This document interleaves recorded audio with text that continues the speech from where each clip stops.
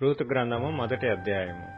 న్యాయాధిపతులు ఏలిన దినములందు దేశములో కరువు కలుగగా యూదా బెత్లెహేము నుండి ఒక మనుష్యుడు తన భార్యను తన 2 కుమారులను వెంటబెట్టుకుని మోయాబు దేశమున కాపురముండుటకు వెళ్ళెను. ఆ మనుష్యుని పేరు ఎలీమెలకు, అతని భార్య పేరు నయోమి. అతని 2 కుమారుల పేర్లు మహ్లోను, కిల్యోను. వారు యూదా బెత్లెహేము వారైన ఎఫ్రాతీయులు. వారు మోయాబు దేశమునకు వెళ్లి అక్కడ కాపురముండిరి. నయోమి పెనిమిటి అయిన ఎలీమెలకు చనిపోయిన తరువాత ఆమెయు ఆమె 2 కుమారులను నిలిచియుండిరి. వారు మోయాబు స్త్రీలను పెండ్లి చేసుకొనిరి. వారిలో ఒక దాని పేరు ఓర్పా, రెండవ దాని పేరు రూతు. వారు ఇంచుమించు 10 సంవత్సరములు అక్కడ నివసించిన తరువాత మహ్లోను, కిల్యోనను 2 చనిపోయిరి. కాగా ఆ స్త్రీ తాను కనిన 2 కుమారులను తన పెనిమిటియు లేనిదాయెను.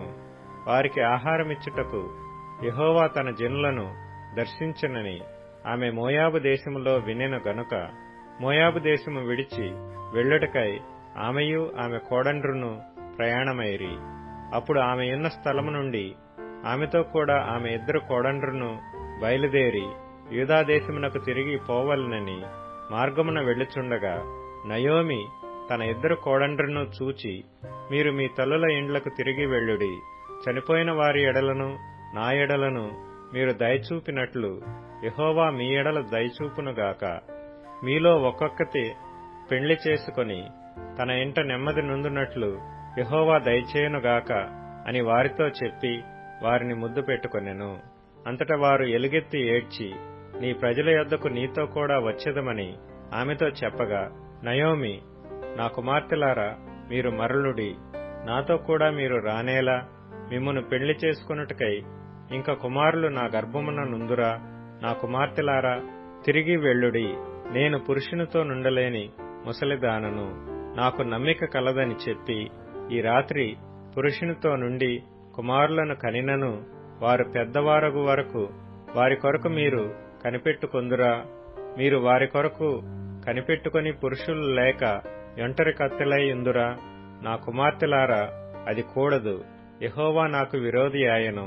అది మిమ్మును నొప్పించినంతకంటే నన్ను మరి ఎక్కువగా నొప్పించినదని వారితో చెప్పెను.